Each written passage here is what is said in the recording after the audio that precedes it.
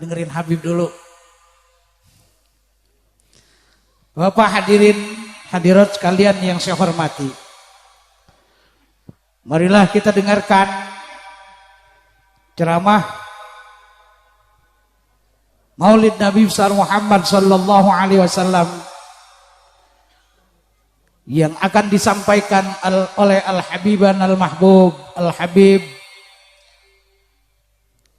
Zainal Abidin Al-Kaf alaihi falyatafaddal mashkur.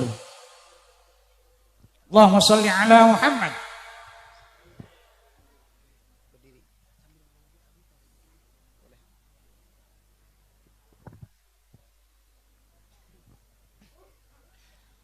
Assalamualaikum warahmatullahi wabarakatuh. Alhamdulillah nahmaduhu wa nasta'inuhu wa nastaghfiruh wa na'udzu billahi min shururi anfusina wa min sayyiati a'malina. Man yahdihillahu fala mudilla lahu wa man yudlil fala hadiya lahu. أشهد أن لا إله إلا الله وحده لا شريك له وأشهد أن سيدنا وحبيبنا وعظيمنا وقرة أعيننا ونور قلوبنا محمدا عبده ورسوله اللهم فصل وسلم وبارك وكرم وعظم ومجد وتكرم وتحنن على سيدنا محمد وعلى آله وصحبه أجمعين. سبحانك لا علم لنا إلا ما علمتنا إنك أنت العليم الحكيم. اللهم إني أعوذ بك من علم لا ينفع وعمل لا يرفع وقلب لا يخشع ودعاء لا يستجاب لها. وصل اللهم بجمالك وجلالك على سيدنا محمد وارزقنا كمال المتابعة له ظاهرا وباطنا في عافية وسلام والحمد لله رب العالمين. Alhamdulillah, pada malam yang penuh dengan kebahagiaan ini Allah Subhanahu wa taala memberikan kesempatan kepada saya untuk bisa berjumpa dengan para hadirin, para hadirat, pecinta Allah, pecinta baginda Nabi besar Muhammad sallallahu alaihi wasallam. Allah banyak sekali kasih kita nikmat. Tapi terkadang kita tidak pernah sadar akan nikmat yang Allah berikan kepada kita. Di antara nikmat yang Allah berikan kepada kita adalah Allah memberikan kepada kita lingkungan yang baik. Itu nikmat terbesar. Nabi Muhammad sallallahu alaihi wasallam bersabda, "Kullu mauludin yuladu 'alal fitrah, fa abawahu yuhawwidanihi wa yunassiranihi wa yumajjisanihi." Setiap orang itu lahir dalam keadaan suci. Jadi tidak ada manusia yang lahir dalam keadaan sudah punya dosa. Ada enggak? Masih oe-oe udah punya dosa? Enggak ada. Jadi manusia itu fitrahnya suci. Jadi ketika ada orang yang bersalah, benci kesalahannya, jangan pernah benci orang yang bersalah. Benci kesalahan seseorang, jangan benci orang yang bersalah. Bisa jadi orang yang bersalah pada hari ini, di keesokan hari dia jauh lebih baik dibanding kamu. ما بينه وبين الجنة إلا ذراع فيسبق عليه الكتاب فيعمل بعمل أهل النار فيدخلها. Kata Nabi, ada sebagian orang tidak ada batas antaranya dan surga kecuali satu jengkal saja. Tapi Allah inginkan keburukan kepadanya, kemudian dia meninggal dalam keadaan masuk neraka. Na'udzubillah min dzalik. Maka ketika seseorang dihukum misalnya, yang dihukum adalah perbuatannya, orangnya tidak bersalah. Karena setiap orang bisa berubah-ubah. Kita yang sekarang jahat bisa berubah menjadi orang yang baik. Begitupun sebaliknya, kita yang baik bisa jadi berubah menjadi jahat. Seseorang yang mengatakan bahwa dirinya banyak keberkahan, wah saya banyak berkahnya, sering kumpul sama kiai, sering kumpul sama habaib, sering kumpul sama ustaz. Abu Jahal kumpulnya sama Nabi tapi tidak dapat barakah. Abu Lahab rumahnya dekat sama Nabi, tetanggaan sama Nabi, apakah menjadikan keberkahan kepadanya? Tidak. Tapi saya ini dari keluarga orang yang mulia. Saya katakan, apakah ketika bapakmu makan kamu ikut kenyang? Saya nasab saya bagus. Saya punya nasab, orang tua saya orang-orang mulia, orang-orang berilmu, orang-orang alim, orang-orang suci. Saya katakan, kalau bapak kamu makan kamu ikut kenyang, baru kamu orang hebat. Tapi apakah ada seseorang yang bapaknya makan dia ikut kenyang? Ya enggak ada. Urusan bapak ya kamu siapa? Betul atau tidak? Laisal fata man yaqulu kana abi, walakinnal fata man yaqulu ha ana dha. Bukan seseorang itu disebut orang yang hebat ketika dia mengatakan ayahku fulan, tidak. Tapi orang hebat adalah mengatakan ini saya. Seseorang mengatakan tapi ilmu saya banyak. Antum tahu di dalam kitab Hashiyah As-Sawi ala Tafsiril Jalalain disebutkan ada seseorang bernama Bal'am bin Ba'ura. Siapa namanya? Bal'am bin Ba'ura. Ini hafal kitab banyak. Ya, kitab-kitab di dunia dihafalkan semua sama dia. Kalau kita 1 kitab, 2 kitab, 3 kitab, belagunya na'udzubillah min dzalik, ya. Baru hafal kitab kecil saja belagunya luar biasa. Sudah merasa bahwa dirinya yang paling berilmu, dirinya yang paling hebat, dirinya yang paling alim. Kata ulama, ma hawal ilma qattu ahadun la walau ma rasahu alfasanah. Tidak ada orang yang bisa mencakup semua keilmuan dia miliki, tidak. Walaupun dia belajar terus menerus sampai 1000 tahun. Ada sosok seseorang bernama Yahya Syarafun Nawawi, Al-Imamun Nawawi, berasal dari kota Nawa, daerah Nawa di negeri Syam. Beliau belajar terus menerus sampai beliau belajar ke Spanyol. Belajarnya sampai ke Spanyol. Kalau kita Spanyol ngapain? Nonton Barcelona sama Real Madrid paling. Ya. Tapi Syekh Nawawi, Imamun Nawawi, beliau di sana belajar di satu daerah namanya Ishbilia. Kalau sekarang namanya Sevilla. Ya. Di situ ada ulama alim dengan ilmu lughah. Namanya Muhammad bin Malik, pengarang Nazam Al-Alfiyah. Biasanya di pondok salaf itu dipelajari Nazam Alfiyah. Di situ Imam Nawawi belajar. Walaupun beliau sudah matang ilmunya, tapi terus belajar. Karena beliau tahu bahwa sesungguhnya tidak ada orang yang menguasai semua ilmu.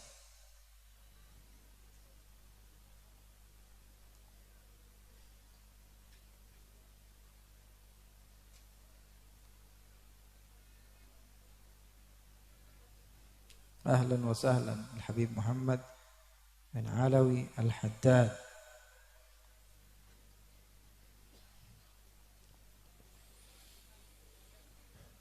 Ya ahlan wa sahlan.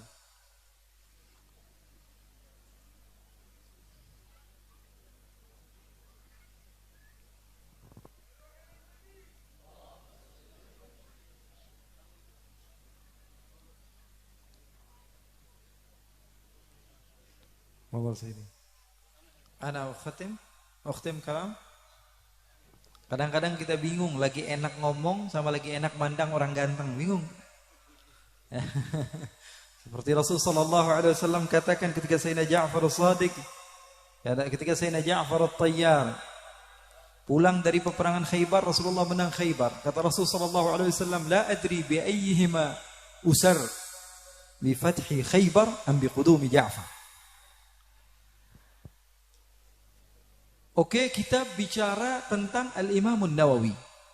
Dengan keilmuannya yang luar biasa hebat, beliau terus belajar sampai mengambil ilmu dari Al-Imam Muhammad bin Malik, pengarang Alfiyah bin Malik. Di pondok-pondok salaf kita biasanya kalau sudah baca Alfiyah bin Malik sudah ngerasa apa? Bahwa ilmunya sudah ngelotok sudah. Ini Imam Nawawi belajar langsung. Setelah pulang ke daerahnya masih kembali kepada gurunya. Sehingga ketika beliau di luar mengetuk pintu, Ibn Malik ketika itu sedang mengarang Alfiyah. Assalamualaikum. Dibuka pintunya. Siapa katanya? Man bil bab. Siapa di luar? Dijawab Yahya Syarafun Nawawi. Yang di luar namanya Yahya An-Nawawi. Ketika itu Ibn Malik sedang mengarang Alfiyah sampai ke Musawwighat An-Nakirah. Beliau katakan di dalam mubtada khabar. Beliau katakan walam yajuz.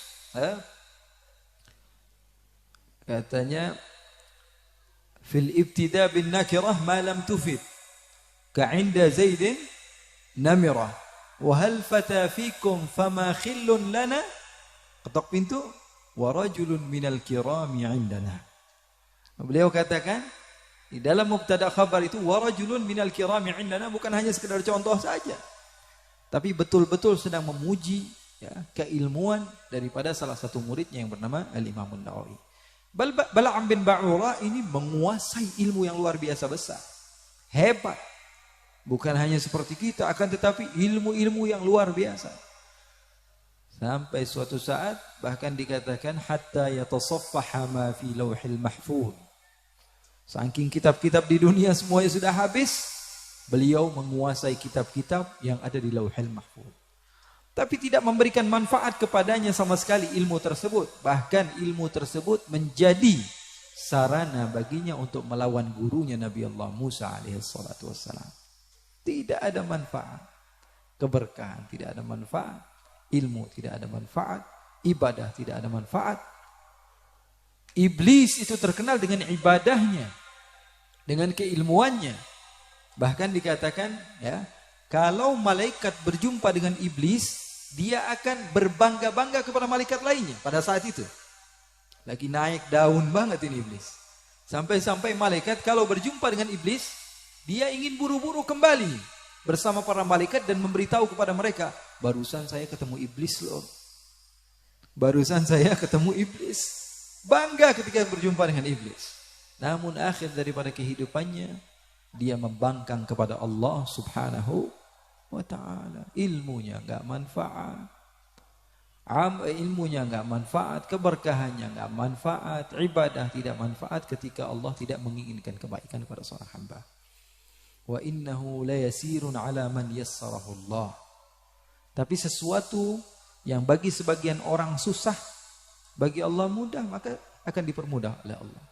Oleh karena itu saya katakan tadi lingkungan yang paling terpenting. Lingkungan terkadang ya menjadikan kepada kita membuat karakter kepada kita. Ya. Lingkungan yang baik membuat kita baik. Lingkungan yang buruk membuat kita buruk. Lingkungan bersama orang-orang yang hidup di organisasi yang tegas, kita ikut tegas. Lingkungan di organisasi yang biasa lemah lembut, kita lemah lembut. Sehingga terkadang kita main kotak-kotakan. Padahal itu gak betul. Setiap orang memiliki manhaj dan cara. Bisa jadi, ya, saya sering katakan bahwa ada orang yang menghitung untuk bisa menggapai hasil 10 dengan cara 5 tambah 5. Ada yang menggunakan 4 tambah 6. Tapi kedua-duanya betul. Jadi ya, kebenaran bukan milik satu orang. Itu yang diajarkan dari dulu. Oleh kakek moyang kita, oleh guru-guru kita, oleh pendahulu kita. Mereka datang ke Indonesia melihat ada hal-hal yang sebenarnya budaya. Akan tapi mereka benarkan. Dan mereka arahkan. Kalau kita enggak ngelarang orang tapi enggak dikasih solusi. Nah ini masalah. Kalau kamu melarang orang, berikan kepada mereka solusi. Nah, ini namanya jalan keluar. Ini enggak. Semua dilarang tapi enggak dikasih solusi. Nah, ini masalah. Para salaf kita begitu. Enggak diperboleh untuk ngumpul-ngumpul misalnya. Mereka bikin perkumpulan yang baik. Enggak diperboleh untuk minum minuman keras, ngumpul bareng-bareng, dengerin musik. Mereka jadikan arahkan kepada hal-hal yang baik.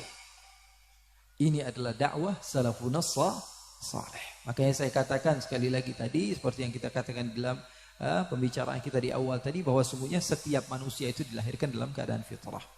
Kullu mauludin yuladu 'ala al-fitrah fa abawahu yuhawwidanihi wa yunassiranihi wa yumajjisanihi. Semuanya kita dalam keadaan fitrah. Maka tidak ada keburukan bagi orang yang bersalah, tapi kesalahan seorang itu yang perlu diburukan. Kalau kita melihat orang yang bersalah, kita salahkan kesalahannya, tapi orang yang bersalah tidak pernah salah. Karena bisa jadi dia menjadi orang yang benar setelah itu, dan sementara kamu adalah orang yang salah. Dulu ada namanya Al-Imam As-Sirri As-Saqati. Beliau melihat seseorang sedang minum minuman keras. Lalu beliau menundukkan kepalanya dan mengatakan, saya yakin yang barusan lewat tadi bisa jadi dia adalah walinya Allah. Kok bisa? Iya.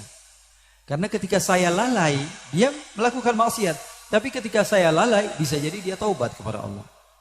Dan Allah terima taubatnya. Sementara kalau saya suudzon, berburuk sangka, saya yang dosa, dia semakin dekat kepada Allah. Dan terus menerus saya merasa bahwa diri saya yang lebih mulia darinya. Ini masalah. Ya, jadi bi'ah, lingkungan ini amatlah penting. Saya keliling beberapa negara dan daerah melihat mereka semua berbangga ketika mendengar nama Indonesia. Ya. Kita ini di satu daerah yang semua orang hasut sama kita, iri sama kita. Kenikmatan yang begitu luar biasa. Bahkan di musim corona saja masih bisa ngumpul kayak gini. Ya. Masih bisa berzikir bersama-sama, mengambil ilmu dari para ulama, ya, dari para habaib, para kiai. Mudah-mudahan Allah Subhanahu wa taala jaga lingkungan kita. Allah Subhanahu wa taala berikan panjang umur kepada guru-guru kita. Allah Subhanahu wa taala jaga mereka semua, dan insyaallah kita dijadikan oleh Allah termasuk orang-orang yang saling tolong menolong di jalan Allah. Karena impian Rasulullah adalah kita semua masuk surga.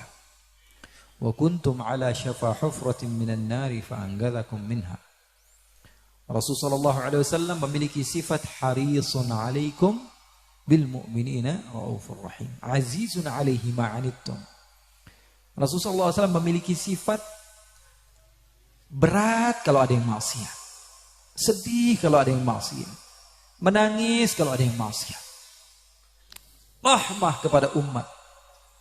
Bahkan kepada binatang sekalipun Rasulullah SAW rahmah. Kepada jamadat sekalipun Rasulullah SAW rahmah. Diikuti oleh para salafun salih. Dulu ada namanya Al-Imam Ahmad Ar-Rifai. Beliau pernah suatu saat setelah berwudu diletakkan tangannya seperti ini. 10 menit, 15 menit, 20 menit, 30 menit. Murid-muridnya mengatakan, ini kenapa Imam Rifai ini? Kayaknya dia mau salaman sama kita. Akhirnya seorang di antara muridnya datang mengambil tangan tersebut lalu dicium tangannya. Lalu kata Al-Imam Rifai, rahimakallahu ya waladi. Mudah-mudahan Allah merahmatimu wahai anakku. Sesungguhnya barusan ada nyamuk yang sedang menikmati darahku. Aku biarkan dia menikmati darahku, sementara engkau datang lalu mengganggu kenikmatan yang dia sedang rasakan. Itu nikmat sekali kalau kita perhatikan sejarah para salafun salih. Al-Imam Rifai kalau tidur, orang Ummu Abidah, orang Irak itu, kalau menggunakan gamis, kumnya panjang-panjang seperti ini. Lengannya itu panjang sekali. Beliau tidur di masjid, kemudian kucing masuk. Kucing masuk. Beliau ingin sholat malam, apa yang beliau lakukan? Beliau gunting bajunya, bukan dibangunkan kucing. Beliau gunting bajunya, sehingga terpotong, dibiarkan kucing itu tidur. Selepas sholat, beliau ambil lagi bajunya, lalu dijahit lagi. Terus menerus, sampai terlihat bahwa sungguhnya bajunya banyak jahitan. Ini cintanya begitu luar biasa. Kita jangan kejauhan cinta sama binatang, cinta sama muslim aja. Ya, cinta sama umat saja. Cinta kepada muslim dan non-muslim. Cinta kepada muslim dan orang kafir. Orang kafir jauh lebih berhak untuk kita sayangi. Sehingga mereka kita beritahu, oh sungguhnya ini adalah agama Islam. Sehingga semua orang di antara kita masuk surga. Nabi Muhammad pernah menangis. Ditanya sama sahabat, kenapa ya Rasulullah? Ternyata ada jenazah yang lewat. Dicari tahu siapa jenazahnya? Ternyata jenazah Yahudi.